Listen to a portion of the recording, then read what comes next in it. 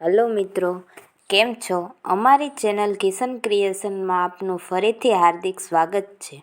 252 વૈષ્ણવોમાંના એક વૈષ્ણવ ગોવિંદ દુબે સાચોરા બ્રાહ્મણ કડામાં રહેતા તેમની વાર્તા હું આજે તમને કહી સંભળાવીશ. આ ગોવિંદ દુબે પોતાને ઘેર શ્રી ઠાકોરજીની સેવા કરતા પણ મનમાં બહુ ઉદ્રેશ કલેશ રહેતો. સેવામાં ચીટ જોડતું નહીં. તેથી તેમણે શ્રી આચાર્યજીને વિનંતીપત્ર લખીને મોકલ્યો કે મહારાજ, મારા મનમાં બહુ જ કલેશ રહે છે, તેથી હું શું કરું? શ્રી મહાપ્રભુજીએ કૃપા કરી અને નવરત્ન ગ્રંથ કરી અને ગોવિંદને લખી મોકલાવ્યો અને પત્રમાં લખ્યું કે આ ગ્રંથનો પાઠ કરજો, એટલે મનનો બધો કલેશ મટી જશે. પત્ર મળ્યો ત્યારથી ગોવિંદ દુબે નવરત્ન ગ્રંથનો પાઠ કરવા લાગ્યા. પાઠ કરવાથી તેમના મનની બધી વિગ્રહતા મટી ગઈ. એવો આ ગ્રંથનો પ્રભાવ છે. ત્યાર પછી શ્રી ઠાકોરજીની સેવા બહુ સારી રીતે કરવા લાગ્યા. એક દિવસ ગોવિંદ દુબે મીરાબાઈની ઘેર ગયા હતા. મીરાબાઈની સાથે ભગવત વાર્તામાં આનંદ આવવાથી ત્યાં જ રહ્યા. આ વાત શ્રી ગુસાઈજીએ સાંભળી એટલે પોતે એક વ્રજવાસીની સાથે એક શ્લોક લખીને મોકલ્યો. ભગવતઃ પદમ પદ્મ પર ગજુસો નહીં યુક્તતરમ મરણેડતે રામમ ઇતરાશ્રયણમ ગજરાજ વૃત્તો નહીં રાસ ભમ્યુત રતિ કરુતે. વ્રજવાસી આ પત્ર લઈ અને કેટલાક દિવસમાં ત્યાં જઈ પહોંચ્યો. તે વખતે ગોવિંદ દુબે તલાવ ઉપર સંધ્યાવંદન કરતા હતા. ત્યાં આગળ જઈ વ્રજવાસીએ ગોવિંદ દુબેને પત્ર આપ્યો. પત્ર વાંચ્યો કે તરત જ ત્યાંથી બારોબાર ચાલ્યા. આ વાતની ખબર પડતા મીરાબાઈએ બહુ સમાધાન કર્યું, પણ ગોવિંદ દુબે પાછા ફર્યા નહીં. એક સમયે શ્રી આચાર્યજી આપ દ્વારિકા પધાર્યા. ત્યારે ગોવિંદ દુબે, જગન્નાથ જોશી વગેરે 5-7 વૈષ્ણવો સાથે હતા. શ્રી દ્વારિકામાં ગોવિંદ દુબેએ શ્રી મહાપ્રભુજીને વિનંતી કરી કે મહારાજ, કૃપા કરી અને કંઈક કથા કહી સંભળાવો. પોતે કહ્યું, હાલમાં તે મને અવકાશ નથી. ગોવિંદ દુબેએ કહ્યું, થોડી તો કથા અવશ્ય કહો. એટલે પિતે પોથી ખોલી. પણ ગોવિંદ દુબે સાથે શ્રી રણછોડજી વાતો કરવા લાગ્યા. શ્રી મહાપ્રભુજીએ ગોવિંદ દુબેને પૂછ્યું, પોથી ખોલાવી અને વાતે કની સાથે કરે છે? એમ કરી અને પોતે જુએ છે તો શ્રી રણછોડજીની સાથે વાત કરે છે. એટલે પોથી બાંધી અને ઢિયા છતી સઘળા વૈષ્ણવો શ્રી મહાપ્રભુજીના થાળનો મહાપ્રસાદ નિત્ય લેતા. એક દિવસ શ્રી મહાપ્રભુજીએ પોતાના ખવાસને કહ્યું, આજથી તમે એ વૈષ્ણવોને થાળનો મહાપ્રસાદ આપશો નહીં. તે દિવસે શ્રી મહાપ્રભુજી પોતે ભોજન કરીને ઉઠ્યા એટલે ખવાસે થાળને ધોઈ અને મૂકી દીધો. તેથી વૈષ્ણવોને થાળનો પ્રસાદ ન મળ્યો. એટલે બધા વૈષ્ણવોએ તે દિવસે ઉપવાસ કર્યો. શ્રી રણછોડજીએ શ્રી મહાપ્રભુજીને કહ્યું, જેવી રીતે દરરોજ એ વૈષ્ણવોને તમારા થાળનો મહાપ્રસાદ આપો છો, તેવી જ રીતે આપ્યા કરજો. બીજે દિવસે શ્રી મહાપ્રભુજીએ ગોવિંદ દુબે અને જગન્નાથ જોશીને પૂછ્યું, કાલે મહાપ્રસાદ કેમ નહોતો લીધો? તેમણે કહ્યું, મહારાજ, કાલે થાળનો પ્રસાદ નહોતો મળ્યો. પોતે કહ્યું, થાળનો પ્રસાદ તે ન આપત, પણ મોઢે ઠેકાણેથી સિફારસ આવી તેથી આપવો પડે છે. પછી જે પ્રમાણે નિત્ય આપતા હતા તે પ્રમાણે આપવાની ખવાસને આજ્ઞા થઈ. પછી જ્યાં સુધી શ્રી મહાપ્રભુજી દ્વારકામાં રહ્યા ત્યાં સુધી બધા વૈષ્ણવો પોતાને પાસે રહ્યા. પોતે શ્રી રણછોડજીથી વિદાય થઈ અડેલ ચાલ્યા. ત્યારે સઘળા વૈષ્ણવો અડેલ સુધી જઈ પહોંચ્યા. પાછા ફર્યા અને પોતપોતાના ગામમાં ગયા. ગોવિંદ દુબે પણ અડેલથી વિદાય લઈ પોતાને ગામ આવી શ્રી ઠાકોરજીની સેવા કરવા લાગ્યા. આ ગોવિંદ દુબે શ્રી મહાપ્રભુજીના એવા પરમ કૃપાપાત્ર ભગવદીય હતા. તેમની વાર્તાનો પાર નથી, તેથી કેટલીક લખીએ. હવે જે કહી સંભળાવીશ તે રાજા દુબે અને માધવ દુબે બે ભાઈ સાચોરા બ્રાહ્મણની વાર્તા છે. આ બંને ભાઈ સાચોરા બ્રાહ્મણ મણુ મંદિર ગામમાં રહેતા હતા. તે જ ગામમાં બીજા બે ભાઈ સાચોરા બ્રાહ્મણ હતા. એકનું નામ હરિકૃષ્ણ અને બીજા ભાઈનું નામ રામદાસ હતું. નાના ભાઈ હરિકૃષ્ણ મૂર્ખ હતા અને મોટા ભાઈ રામદાસ ભણેલા હતા. મોટા ભાઈ ગામના ચતેરા ઉપર બેસીને ગામના પટેલની આગળ કથા કહેતો હતો. નાનો ભાઈ ભણેલ નહોતો, તેથી ખેતીનું તથા પરચુરણ કામ કરતો હતો.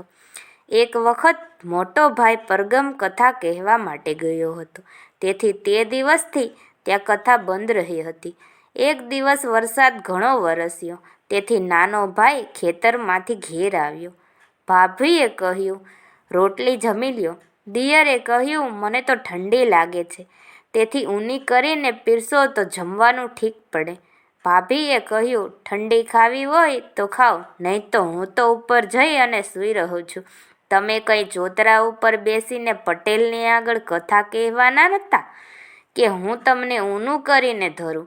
તેથી જે ધર્યું છે તે ખાવું હોય તો ખાઓ. જેવું ઘરમાં છે તેવું ખાઈ લ્યો, નહીં તો ઉઠી જાઓ. આ પ્રમાણે ભાભીના વચન સાંભળવાથી નાના ભાઈના મનમાં ઘણું જ દુઃખ ઉત્પન્ન થયું. ભાભીના વચનનું દુઃખ સહન કરી શકવાની છેવટે ઘરમાંથી બહાર નીકળી ગયો. નીકળ્યા પછી વિચાર કરવા લાગ્યો કે આ ગામમાં અમારી જ્ઞાતિના રાજા દુબે અને માધવ દુબે એ બંને ભાઈ મહાપુરુષ છે. તેમણે નમસ્કાર કરી અને જાઓ એવા નિશ્ચય કરીને તે ત્યાં ગયો. બંને ભાઈને નમસ્કાર કર્યા અને રોવા લાગ્યો. દુવેએ પૂછ્યું, તું કોણ છે? પછી બરાબર જોયું એટલે ઓળખ્યો. તેમણે કહ્યું, અમારી જ્ઞાતિના અમુકનો તું બેટો હોય. તેમણે કહ્યું, હા, હું એ જ છું. તેમણે કહ્યું, તને એવું શું દુઃખ થયું કે તું રૂવે છે? તેણે કહ્યું, મારા દુઃખનો પાર નથી. તમે મહાપુરુષ છો, મારું દુઃખ દૂર કરે તે કહું. તેમણે કહ્યું, શ્રી ઠાકોરજી મોટા છે, સઘળાના દુઃખ દૂર કરે છે, તેથી તું કહે તારે શું દુઃખ છે? તેણે ઘરના સઘળા સમાચાર કહ્યા. મારી ભાભીએ એવા કઠોર વચન કહ્યા છે કે મારા હૃદયમાં ખૂચ્યા છે, તેથી હું તમારી પાસે આવ્યો છું. મારું દુઃખ તે તમારાથી દૂર થશે? પછી દુવેએ તેના મનનું સમાધાન કરી મહાપ્રસાદ લેવડાવ્યો.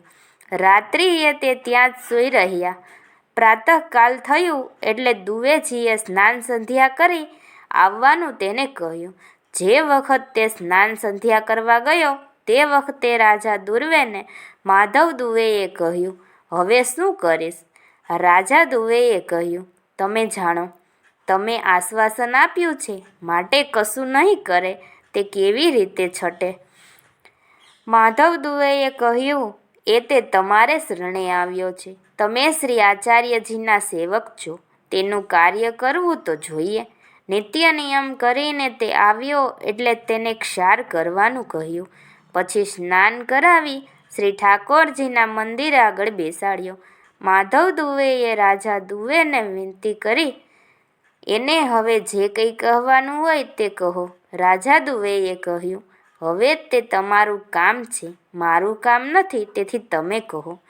માધવ દુવેએ કહ્યું, તમે મોટા છો, માટે તમે જ કહો.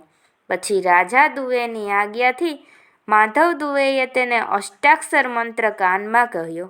ત્યાર પછી અષ્ટાક્ષર નામનો જપ કરાવ્યો. જપ થયા પછી તે સંસ્કૃત બોલવા લાગ્યો. માધવ દુવેએ રાજા દુવેને કહ્યું, જેને આજ્ઞા હોય તો તેને ફરીથી જપ કરવું. રાજા દુવેની આજ્ઞા મળતા ફરીથી જપ કરાવ્યો, જેના પરિણામે પુરાણ, ઇતિહાસ વગેરેમાં સારું જ્ઞાન પ્રાપ્ત થયું અને ભગવત સ્વરૂપ સ્ફુરાયમાન થયું. ત્રીજી વખત આજ્ઞા માગતા તેમણે કહ્યું, એટલાને જ પાત્ર છે, ત્યારે વધારે ક્યાંય સમાશે? રાજા દુવેએ તે ભટ્ટને કહ્યું, અમારાથી કંઈ બન્યું છે એવું મનમાં લાવશો નહીં. અમે અને તમે એક જ સરખા છીએ.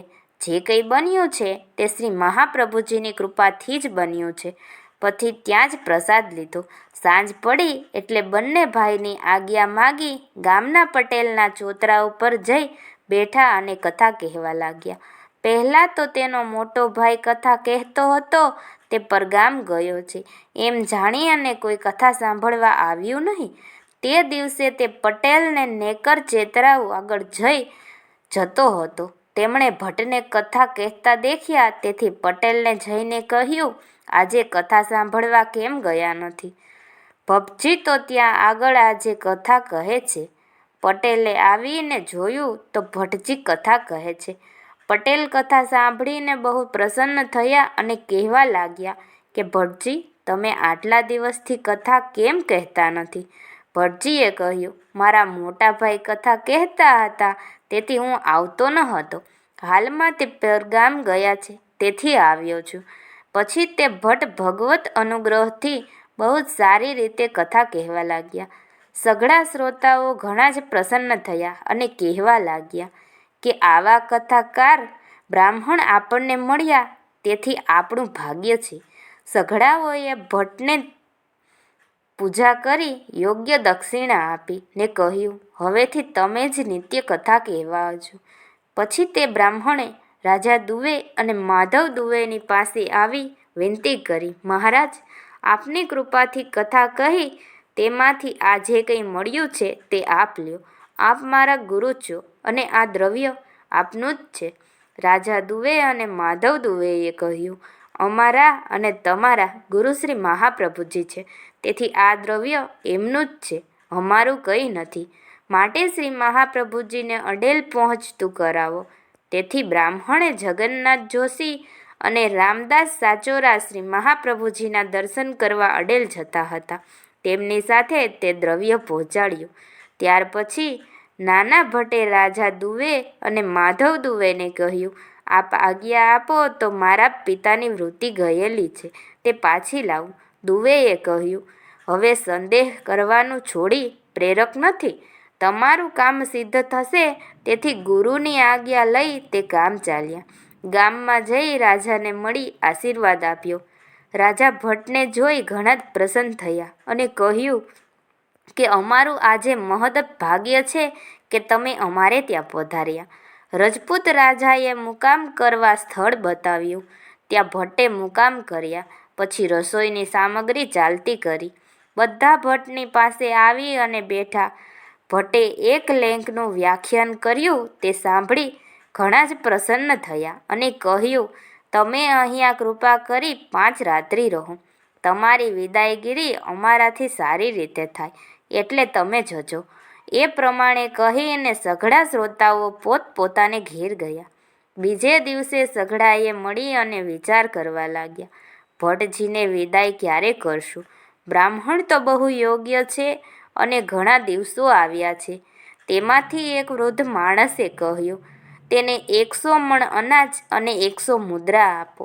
અને એના પિતાનો ગૌરસ પ્રથમને 100 વીઘા જમીન છે તે રાજાએ લઈ લીધી છે. હવે જ્યારે રાજા એ જમીન પાછી લખી આપે ત્યારે આપણે બધા બ્રાહ્મણના ઋણમાંથી છૂટીએ. બીજા બધાએ કહ્યું કે બરાબર કહે છે. પછી સઘળાઓ મળી રાજાને વિનંતી કરી અને તેના ગરાસની ચિઠ્ઠી લખાવી આપી અને કહ્યું કે આ 100 મણ અનાજ તૈયાર છે તે લઈ જાઓ. ભટ્ટે કહ્યું, અનાજ મારે ઘેર સી રીતે પહોંચે? એટલે ગાડા ભરાવી દીધા અને કહ્યું કે તમારી સાથે લઈ જાઓ. વળી સઘળાએ મળી અને તે ભટ્ટને વસ્ત્ર આપ્યા અને એક ગાય ભેંસ 100 મુદ્રા આપી અને વિદાય કર્યા અને કહ્યું, આટલું દર વર્ષે આવી અને લઈ જજો. પછી ભટ્ટ તે બધાથી તથા રાજાથી વિદાય થઈ સઘળું લઈ અને પોતાને ગામ આવ્યા. પોતાના ગામમાં ઘર આગળ આવી બારણું ઠોક્યું. કહ્યું, ભાભી, બારણા ઉઘાડો. હું પટેલના ચોતરા ઉપર બેસી અને કથા કહી અને પિતાના ગરાસ ગયેલો લાવી આવ્યો છું. તેના ભાભીએ કમાડ ખોલીને જોયું તો ખરેખર દિયર ઊભો છે. ઘરમાંથી મોટા ભાઈ ઉઠીને આવ્યા. જુએ છે તો નાના ભાઈના મુખ ઉપર ભગવત તેજ બિરાજે છે.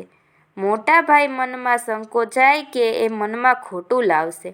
નાના ભાઈ ઘરમાં આવી તેની ભાભીને પગે પડ્યા. તમારા વચનથી મારા ઉપર શ્રી ઠાકોરજીની કૃપા થઈ છે. મોટા ભાઈએ કહ્યું, ઉઠો, સ્નાન કર અને જમી છે. નાના ભાઈએ કહ્યું કે રાજા દુવે અને માધવ દુવેને નમસ્કાર કર્યા વિના જલપાન નહીં કરું, અને આજે કંઈ મળ્યું છે તે તેમની કૃપાથી મળ્યું છે. મોટા ભાઈ પણ સાથે ગયો. બંને ભાઈ રાજા દુવે અને માધવ દુવેને ઘેર ગયા. બંને ભાઈએ દુવેજને નમસ્કાર કર્યા. દુવેજે બંને ભાઈને કહ્યું, આવો બેસો. બંને ભાઈ નમસ્કાર કરીને બેઠા. નાના ભાઈએ દુવેજને સઘળી વાત નિવેદન કરી. દુવેજે કહ્યું, તમારા માથે શ્રી આચાર્યજીનો હાથ છે, તે એ પ્રમાણે શા માટે ન થાય? મોટા ભાઈને શ્રી મહાપ્રભુજીને શરણે જવાની ઈચ્છા થતાં કહ્યું, મેં તો શ્રી મહાપ્રભુજીના દર્શન કર્યા નથી, મેં તે કેવળ તમને જ જોયા છે. જેવી રીતે તેનું કૃતાર્થ કર્યું તેવી રીતે મારા ઉપર કૃપા કરી અને મારો કૃતાર્થ કરે. પછી તે દુવેએ કૃપા કરીને નામ આપ્યું. પછી બંને ભાઈએ દુવેજને કહ્યું, આજ્ઞા હોય તો જે મુદ્રા, ગાય, ભેંસ, કપડાં મળ્યા છે તે આપના મંદિર પહોંચાડીએ. દુવેએ કહ્યું, તમે તો સઘળું જાણો છો, એ દ્રવ્યના ધણી તો શ્રી આચાર્યજી મહાપ્રભુજી છે. બંને ભાઈએ કહ્યું, જેવી આજ્ઞા.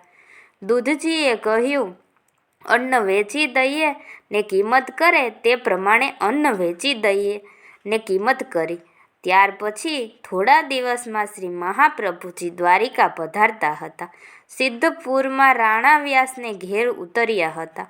આ સાંભળી અને રાજા દુવે, માધવ દુવે તથા તે બંને ભાઈ સઘળું દ્રવ્ય સાથે લઈ સિદ્ધપુર શ્રી મહાપ્રભુજીના દર્શન કરવા આવ્યા. આવીને દર્શન કર્યા. તે બંને ભાઈને શ્રી મહાપ્રભુજી પાસે ફરીથી નામ અપરાવ્યું અને જે બધું દ્રવ્ય હતું તે ભેટ કર્યું.